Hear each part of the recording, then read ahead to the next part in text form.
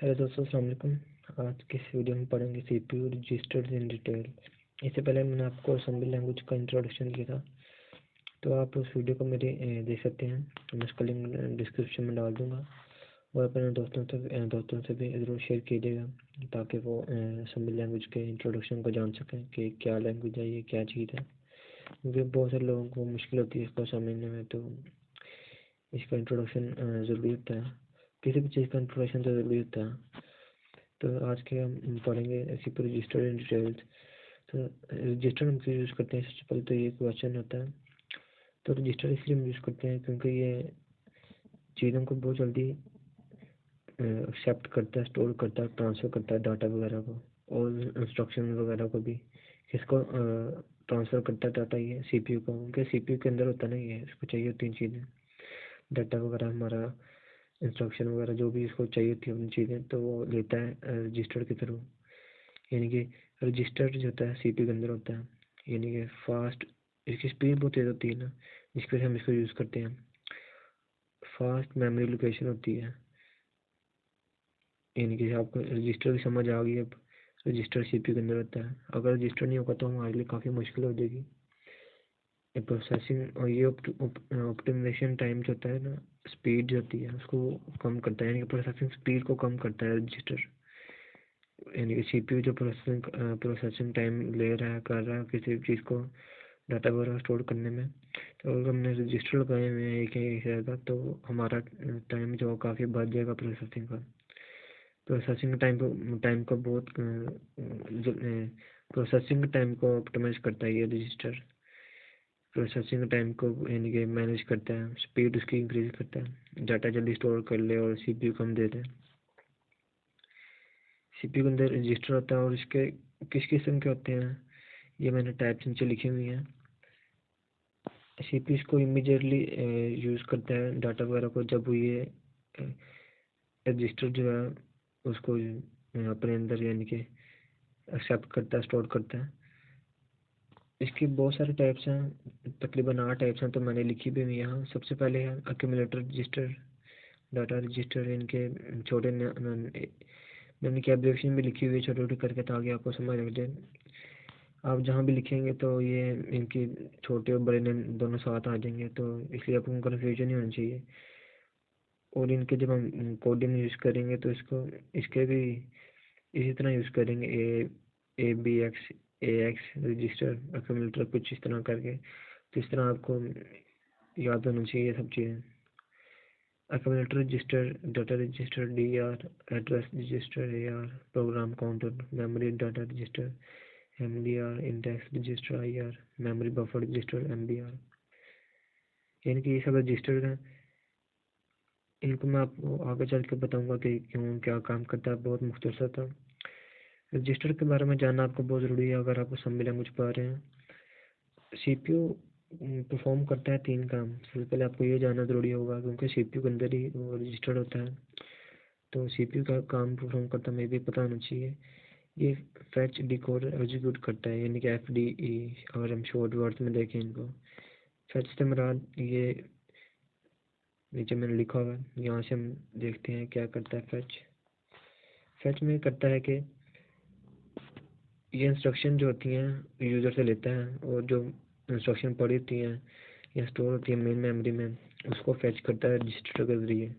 यानी कि फैच से मुराद ये कुछ चीज़ लेगा कहीं से जो यूज़र ने दी होगी, मेन मेमोरी में पड़ी होगी, वो लेगा रजिस्टर के ज़रिए। और डिकोड में ये क्या करेगा, इंटरप्ट करेगा कि कौन सा ऑपरेशन परफॉर्म करना है इसके ऊपर जो कि हमने इंस्ट्रक्शन दी हैं फैच में। डिकोड में वो मुदाखलत करेगा कि रोकेगा भाई, रुक जाओ, हमने तुम पर कोई कौन सा ऑपरेशन परफॉर्म करना है चेक करेगा। और एग्जीक्यूट में हम वो ऑपरेशन परफॉर्म कर देंगे जो भी हमें करना होगा। और उसको ये सारा काम मेन मेमोरी के अंदर हो रहा होगा, यानी कि मेन मेमोरी के अंदर सारा काम ये होगा, स्टोर वगैरह ऑपरेशन करना होगा, स्टोर कराना होगा। और फाइनली फिर हम यूज़र की स्क्रीन जो होगी उस पर डिस्प्ले करा देंगे जो भी हमारा रिजल्ट होगा। अब इसकी टाइप्स हैं। सबसे पहले M D R, memory data register. ये एड्रेस को होल्ड करेगा मेमोरी के, जहाँ सीपीयू चाहता है डाटा को रीड या राइट करना। सिंपल सा डेफिनेशन है इसका, आपने कन्फ्यूजन होना इसके बारे में। बहुत सिंपल थी, आपको इसके बारे में डीपली नहीं पढ़ने की जरूरत। असेंबली एक आप बस एक आधा सब्जेक्ट के तौर पर पढ़ें तो आपके लिए इजी हो जाएगा। समझना बहुत ही इजी और मजेदार सब्जेक्ट है अगर आप इसको फोकस और इंटरेस्ट लेके पढ़ेंगे तो। बाकी इसमें कुछ भी नहीं है। इसके बाद MBR register, memory buffer register. ये कंटेंट को डाटा कंटेंट को होल्ड करता है, जो कि रीड इंस्ट्रक्शन या डाटा के कंटेंट को होल्ड करता है, जिसमें रीड होता है या राइट है मेमोरी में।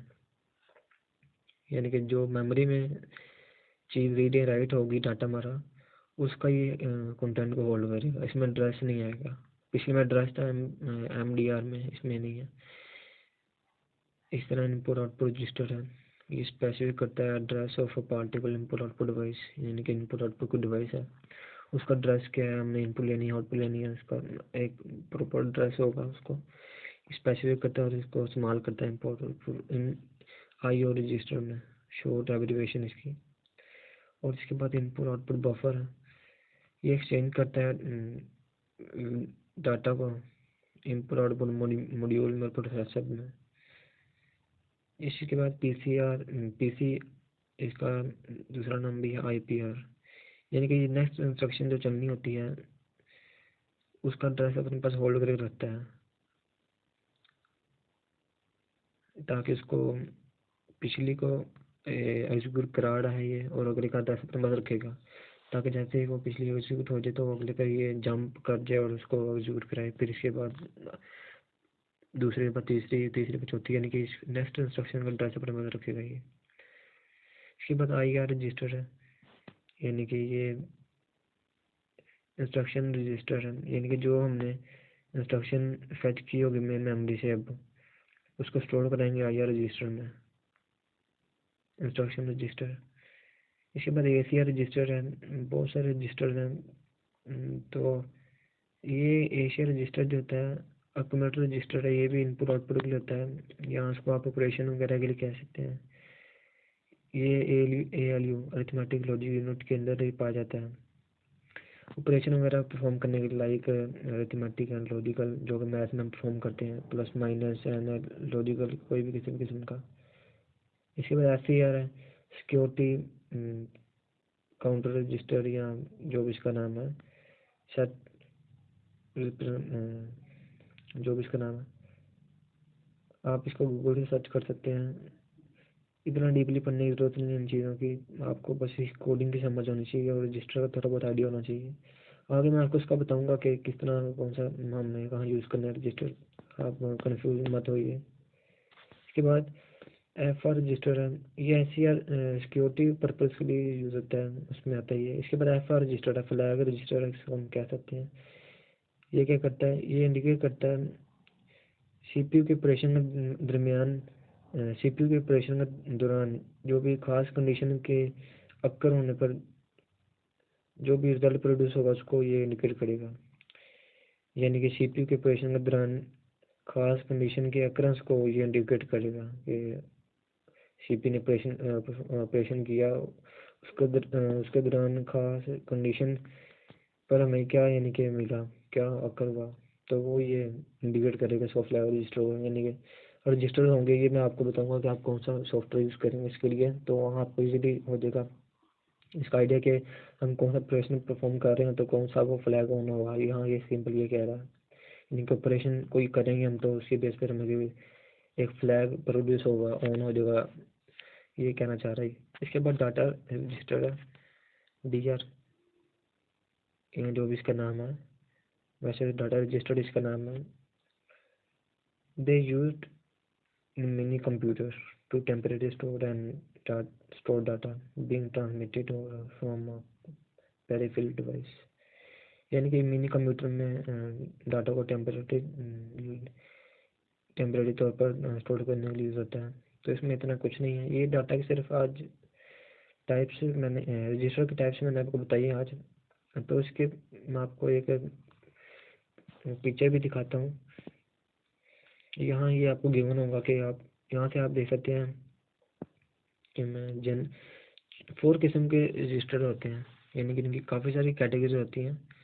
एट टाइप्स के थे रजिस्टर, लेकिन अगर हम इनको देखें तो मज़ीद इनको मुख्तसर करें तो इनकी 4 कैटेगरीज बनेंगी।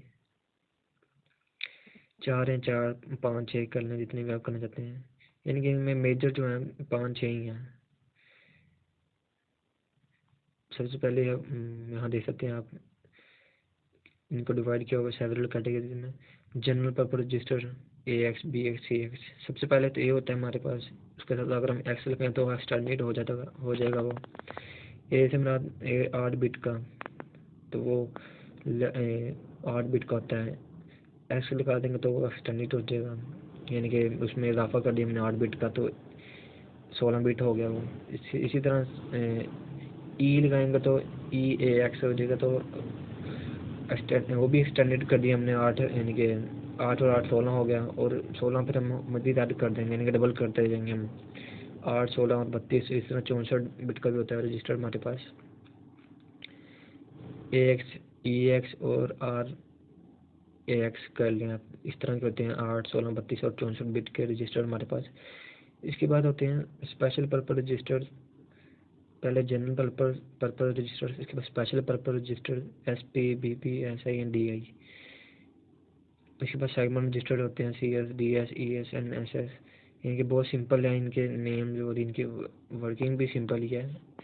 जैसे कि आप इनके देख रहे हैं मुख्तलिफ नेम्स CS DS। इसी तरह हम इनको यूज़ करेंगे तो आपको इसको याद रखना होगा कि कौन सा रजिस्टर कहाँ यूज़ होता है। जैसे कि जनरल पर्पस रजिस्टर जो है AX अक्यूमुलेटर इनपुट आउटपुट के लिए यूज़ होता है। इस तरह B एड्रेस वगैरह के लिए, CX जो है काउंटर के लिए, तो आप इसको याद रखना होगा। इसके बाद सेगमेंट रजिस्टर होते हैं। स्पेशल पर्पस रजिस्टर के बाद सेगमेंट रजिस्टर होते हैं CS DS, ये तो मैंने पढ़ लिया होगा। इंस्ट्रक्शन पॉइंटर, ये भी मैंने आपको बताया कि नेक्स्ट इंस्ट्रक्शन जो एग्जीक्यूट होनी है उसका 10 सितंबर रखता है। यानी कि ये इंस्ट्रक्शन पॉइंटर है, वो इंस्ट्रक्शन वो रजिस्टर था, ये इंस्ट्रक्शन पॉइंटर है। ये क्या करेगा, ये counter as a counter program use होगा। इसको हम लूप के तौर पर चलाने के लिए इस्तेमाल करेंगे। लूप अगर हम चाहें तो प्रोग्राम में चलाना चाहते हैं ना, असेंबली के प्रोग्राम में, तो इसको हम यूज़ करेंगे एज ए लूप के तौर पर इंस्ट्रक्शन पॉइंटर। इसके बाद स्टेटस फ्लैग रजिस्टर है। फ्लैग जैसे मैंने आपको कहा कि हम जब ऑपरेशन परफॉर्म करेंगे तो उस पर बेस पर कोई फ्लैग ऑन होगा। बहुत ही मज़ा आता है प्रोग्रामिंग करने में। मैं आपको बताऊंगा कौन से सॉफ्टवेयर यूज़ करने हैं अगली वीडियोस में, और किस तरह इसका सिंटेक्स लिखने का इंशाल्लाह मैं इसका बताऊंगा आपको। इसके बाद मैंने एक और तस्वीर यहाँ ली हुई है टाइप्स ऑफ रजिस्टर की। यहाँ भी आप देख सकते हैं 4 मेन टाइप ऑफ रजिस्टर्स। इसके भी अलग अलग कैटेगरी बनाई हुई है, यहाँ से आप स्क्रीनशॉट ले सकते हैं मेरी वीडियो के दौरान ही, तो आपको भी समझने में आसानी हो जाएगी जनरल पर्पस रजिस्टर कौन से होते हैं। जैसे मैंने बताया AX BX CX और DX accumulator base counter data वगैरह। इस तरह segment register CS DS SS and ES, आपको नाम भी आगे नज़र आ रहे हैं। तो ये आपके लिए ये इंफॉर्मेशन बहुत हेल्पफुल रहेंगी आपके लिए। इस तरह pointer register BP base pointer SP index register control register, यहाँ भी 7 लिखी हुई हैं, 5 टाइप्स लिखी हुई हैं इसकी। यानी कि होती तो 8 ही हैं, लेकिन अगर हम देखेंगे तो इसकी 4 भी कर सकते हैं, 6 भी कर सकते हैं, इनकी इम्पोर्टेंस के बुनियाद पर कौन सा कितना है। तो आज की वीडियो की इतना काफ़ी है, तो मिलते हैं नेक्स्ट वीडियो में। इस वीडियो को अगर आपने लाइक किया तो इसको ज़रूर शेयर कीजिएगा, और सब्सक्राइब भी ज़रूर कीजिएगा, क्योंकि ये मेरा न्यू चैनल है। तो मिलते हैं अगले